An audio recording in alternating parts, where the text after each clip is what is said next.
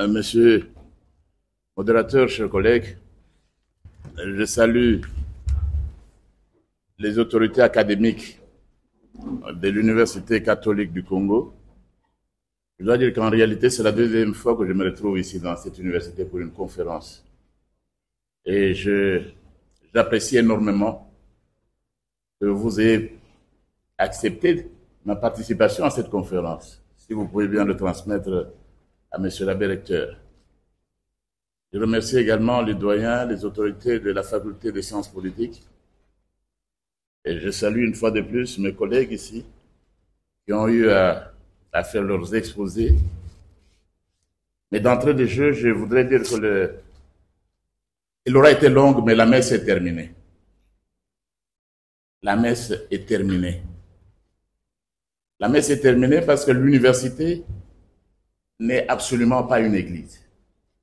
Et je suis heureux d'être parmi vous.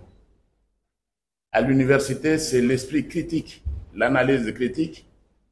Ce n'est pas un lieu où passe facilement le discours de Alléluia, Amen. C'est en fait cela l'université.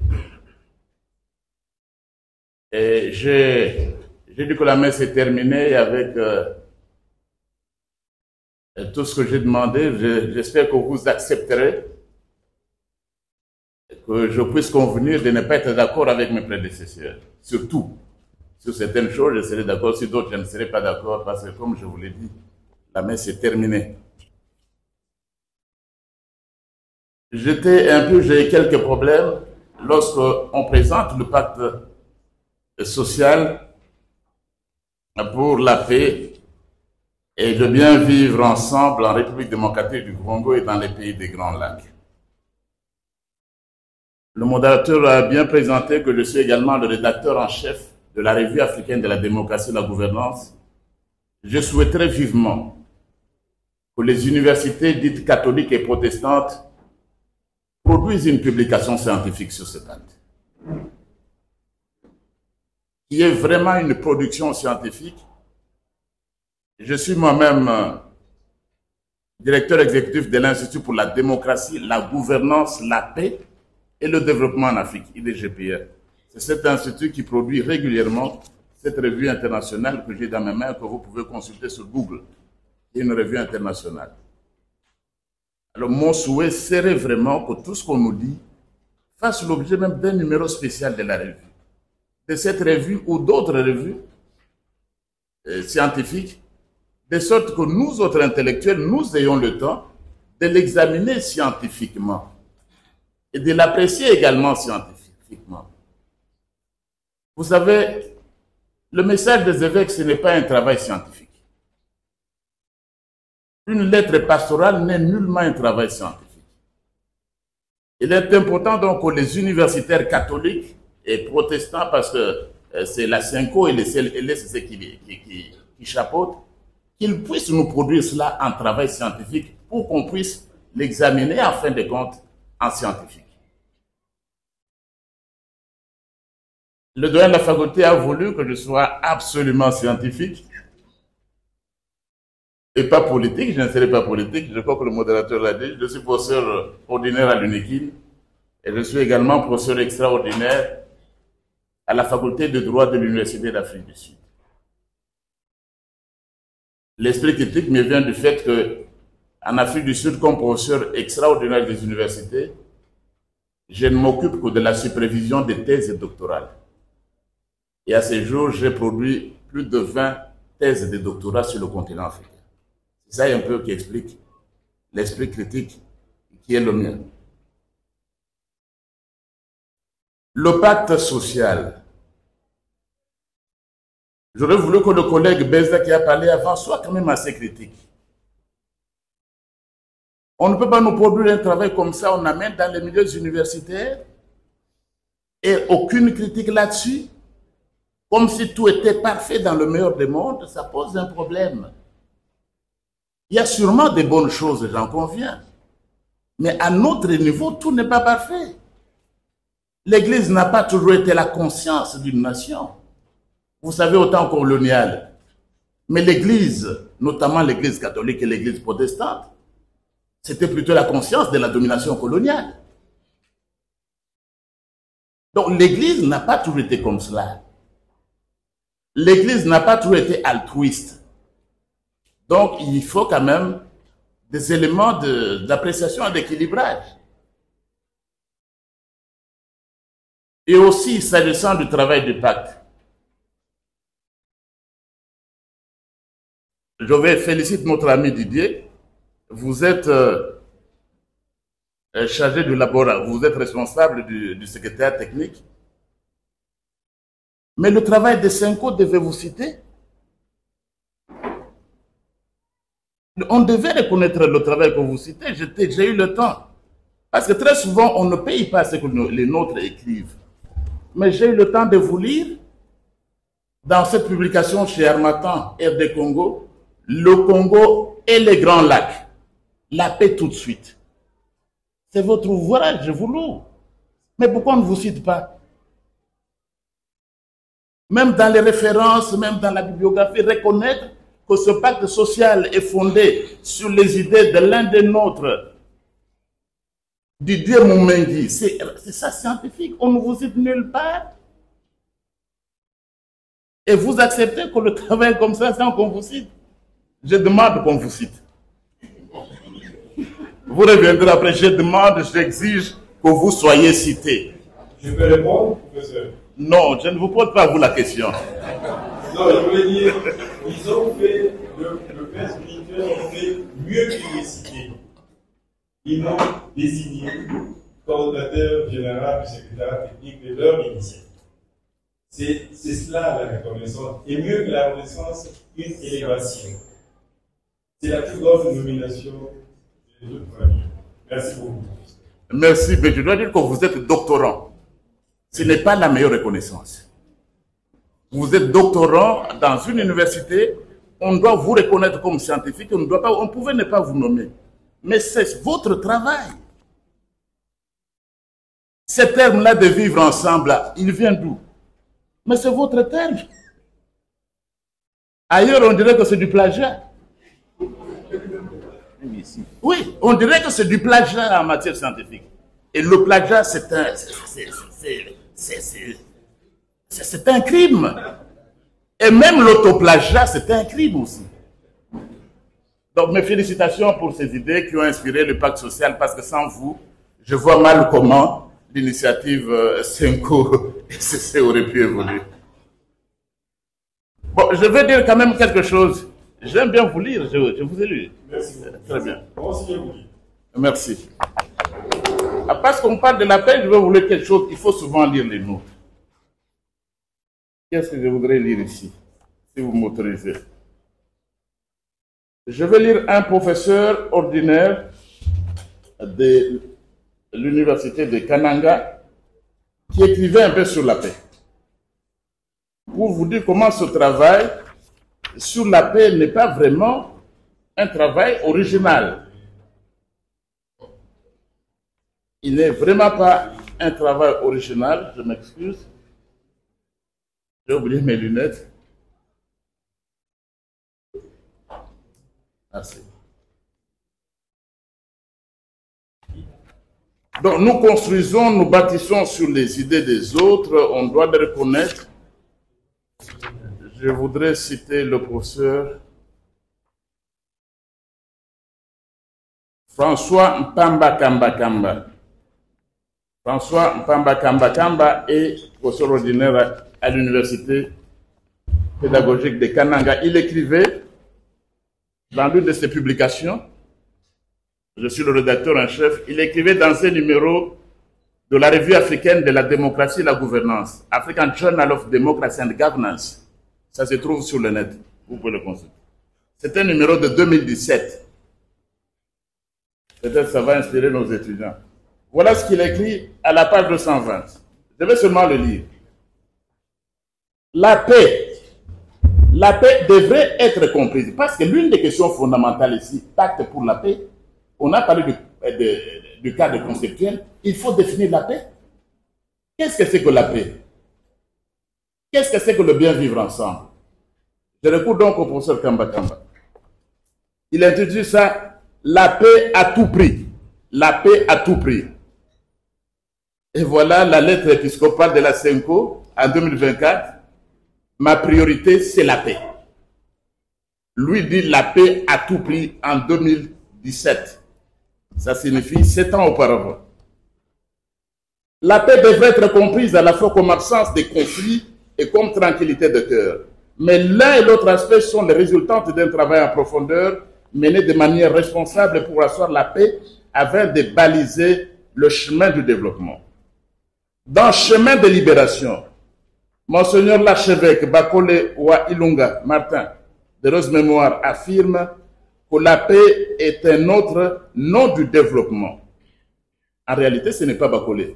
Parce qu'avant, vous avez l'encyclique du pape Paul VII, Populorum Progressio. Et dans Populorum Progressio, c'est le pape Paul VI qui le dit clairement que le développement est le nouveau nom de la paix. Bon, il a cité Bakole, mais je crois que Bakole lui-même se réfère à l'encyclique Populorum Progressio. Le 30 juin 1960, Lumumba invitait déjà les Congolais à se solidariser dans la recherche de la paix, car c'était la voie sacrée vers le développement. Ensemble, mes frères, mes sœurs, nous allons commencer une lutte sublime qui va mener notre pays à la paix, à la prospérité et à la grandeur, dont le concept de paix n'est même pas nouveau. Il ne vient pas des évêques. Et on continue. La paix comme absence de conflit engendre les conditions de sécurité pour un travail productif, tandis que la paix pour la tranquillité de cœur permet de jouir légitimement du fruit de son travail. Dans son modèle praxéologique de la paix pour le développement, Kambadjoua Kambadji procède à une définition plus large, holistique de la paix. Il affirme ceci. La paix est considérée comme un phénomène social total. Elle est la résultante d'une indépendance dialectique, verticale d'éléments économiques, juridiques, financiers, culturels, psychologiques, sociaux et horizontaux, et d'éléments micro et macro-sociologiques. C'est à la fois un état d'esprit, un état de cœur, un état d'âme, un état de corps, un état de société. Bref, un état ou un processus social de tranquillité physio-psychologique et sociologique susceptible de promouvoir les valeurs démocratiques dans une société. Dans cette vision de la paix, il y a lieu de retenir donc plusieurs éléments. Donc c'est un concept. On devrait être d'accord sur la paix. De quelle paix s'agit-il? Le pacte social pour la paix. Et le bien vivre ensemble. Le concept que notre ami, mon cher ami Moumengi utilise plusieurs fois dans son ouvrage. Je crois que c'est vraiment votre concept. Évidemment, vous parlez de le bien vivre, il devient mieux vivre après. C'est vraiment votre concept. Je dois dire qu'on doit vous le reconnaître, sinon nous allons agir en votre lieu et place pour qu'on vous le reconnaisse. Donc, c'est un concept assez global. Ici, de quoi vous avez... C'est vous qui portez en fait ça. On n'a pas besoin. Il faut lire votre ouvrage pour dire que c'est vous qui portez le projet. Des pères spirituels. Je dis que la messe est terminée parce que évidemment, nous n'avons pas les mêmes pères spirituels. Les pères spirituels des uns ne sont pas les pères spirituels des autres. Et dans une conférence scientifique, dans cette grande université, donc je comprends qu'on est catholique, mais ces concepts-là, c'est liturgique. Nous voulions bien nous en passer. Donc, l'initiative a donc été portée comme l'initiateur l'a bien dit, par la Senko et l'ECC. C'est bien qu'on revienne à l'université, je ne vais pas trop commenter, j'ai même oublié tout ce que j'avais préparé. C'est bien qu'on revienne à l'université. C'est bien qu'on puisse échanger avec l'université. L'université catholique a produit des scientifiques éminents. Les plus éminents sont le fruit des écoles et catholiques. J'ai oublié de vous dire que moi-même, je suis le produit d'un petit séminaire, d'un séminaire de Kaboul, au Kasaï central. Donc, ce sont les meilleures écoles. Et les protestants également, on souhaiterait vraiment que dans le cadre conceptuel, on soit assez critique, qu'on vienne en aide aux pères spirituels, entre guillemets. Parce que le projet n'est pas bien défini. Vous avez parlé des piliers, donc la charte qui repose sur les piliers. Et quand je relis un peu vos piliers, Mais je suis en train de me rendre compte que, contrairement à ce qu'on nous apprend, les pères spirituels catholiques et protestants nous appellent à un changement de constitution de la République. Si vous considérez les 5 piliers qui ont été bien énumérés là, la charte de ceci, la charte de cela, le communautaire, c'est-à-dire ce que nous avons, ça ne marche pas. Voilà qu'indirectement, les pères spirituels nous appellent à une réflexion sur la constitution de la République. Alors qu'ils s'étaient opposés à ce qu'on réfléchisse lorsque le président de la République avait demandé qu'on réfléchisse sur la constitution. Donc voilà, donc à travers le pacte social, nous sommes invités à revisiter la constitution, à réfléchir la constitution, parce qu'il faut un dialogue citoyen, parce qu'il faut renforcer le bien-vivre collectif, mais c'est cela. Parce que ce dialogue des intellectuels, ça va nous amener où? De refonder l'État. Pour un constitutionnaliste, pour un juge, l'État est fondé sur une constitution, non? L'État est fondé sur la constitution et les étudiants des sciences politiques le savent. Quand on aura vu tous ces éléments-là et que nous voudrons refonder l'État, quel est le cadre, la base juridique d'un État? C'est la Constitution. Et on nous demande de refonder l'État, tout à fait. On nous demande de réfléchir sur la Constitution que nous avons. Ni plus ni moins, c'est très clair. Alors, vous voyez un peu, donc, ça pose un peu plusieurs problèmes. Et puis, il y a aussi des éléments qui entrent en jeu sur ce dialogue. Je vais vous laisser plus de temps. Est-ce qu'on peut demander à l'assistance de garder un minimum de silence pour permettre à l'orateur de finir son intervention et aux intervenants de pouvoir aussi écouter ce que l'actuel est en train de dire? Parce que si vous créez un climat de cafouillage, je ne sais pas si on aura un débat éclairé. Merci, monsieur le modérateur, mais je crois que je suis le premier coupable moi-même pour avoir annoncé la fin de la messe. Parce que quand il y avait messe, il n'y avait pas de bruit. Il n'y avait pas de cafouillage. Dès que la messe est terminée, il y a du cafouillage. Donc, je vais laisser plus de temps au débat. Pour dire que sur le plan d'autres problèmes que le dialogue pose, il faut d'abord le définir. On ne peut pas avoir un secrétariat technique d'impact. Pour un juriste, pour le juriste que je suis, impact, c'est un terme juridique, il signifie ce que ça signifie. Si ce n'est pas impact, M. Moumengue l'a bien dit, quand il ne parle pas d'impact, dans son livre, il parle souvent du contrat social. C'est le contrat social, eux, ils utilisent le pacte social. Et il ne peut pas y avoir un secrétariat technique d'un contrat social. Il ne peut pas, logiquement, y avoir un secrétariat technique d'impact social. Donc, on doit revisiter les concepts. L'autre problème que ça pose, c'est quoi? Quand on dit contrat social, mais qui sont les acteurs du contrat social? Qui sont les acteurs? Seulement les politiciens? Les confessions religieuses? Les élites? Mais je suis député national, élu et réélu. Je représente la nation. Moi, je représente la nation. Même si tout le monde ne représente pas la nation. Représentant de la nation, ancien premier vice-président de l'Assemblée nationale, élu, réélu démocratiquement, je peux donc parler au nom du peuple. Je peux donc parler au nom de la nation légitimement. Parce que j'ai reçu ce mandat-là.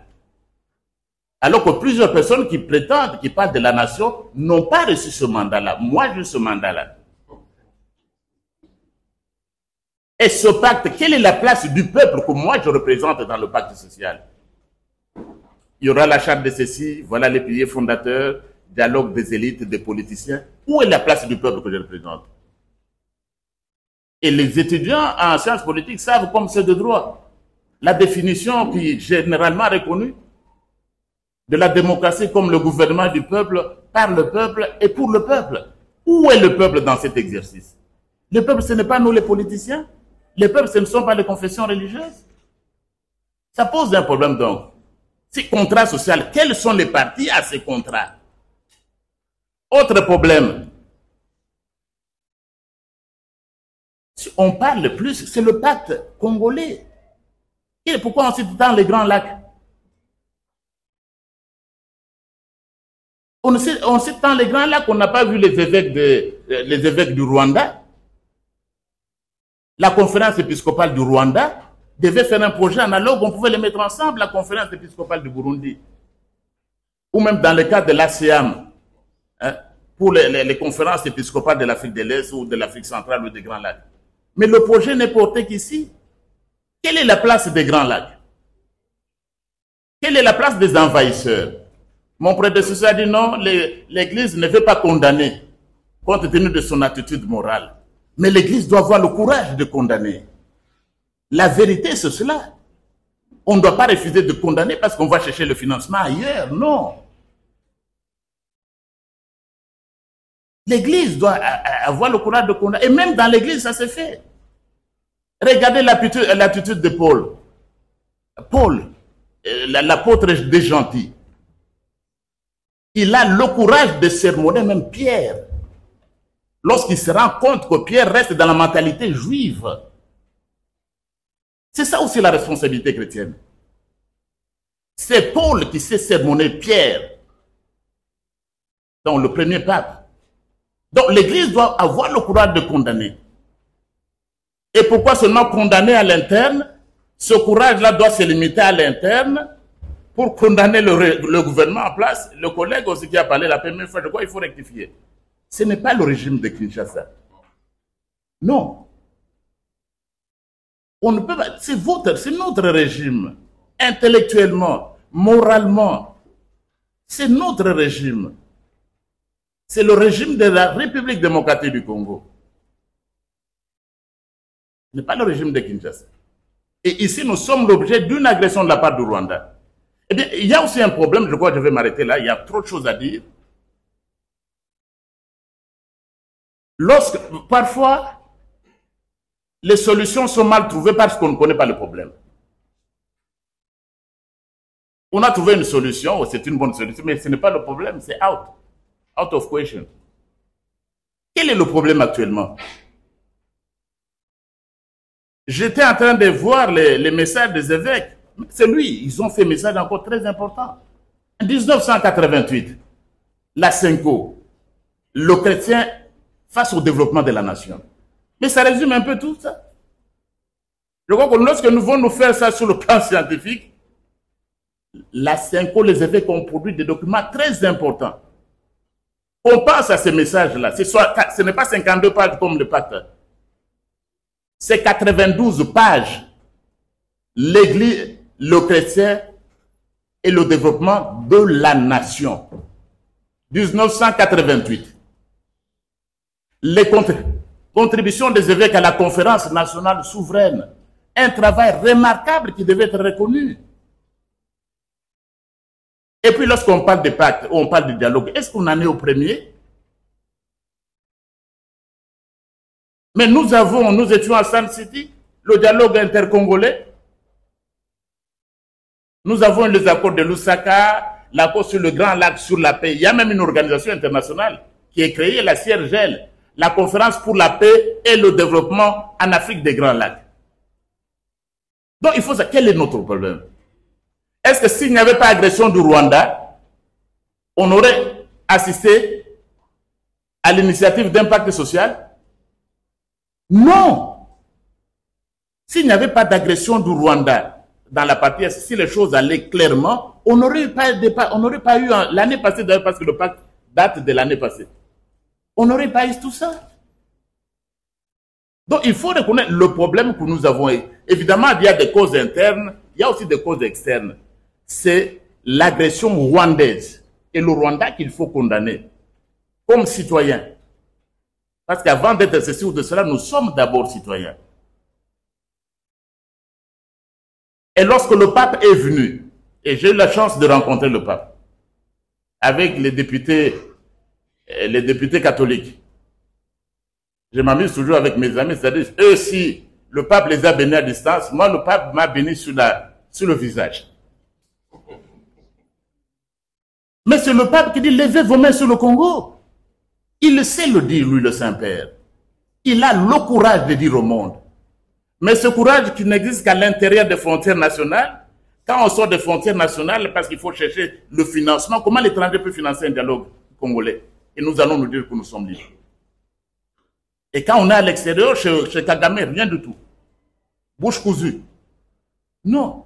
Voilà, je m'arrête là pour tout en remerciant une nouvelle fois les autorités académiques, le recteur. Vous transmettrez mes salutations. Il a tenu au moins que je vienne. Nous avons eu à discuter plusieurs fois. J'ai douté même qu'il allait tolérer que je vienne. Merci aux doyens, merci à l'assistance, merci honorable excellence, révérend, messieurs les abbés, plus jeunes que moi si j'étais devenu prêtre ce jour. Et merci à vous les collègues ici au niveau du panel. Je vous remercie.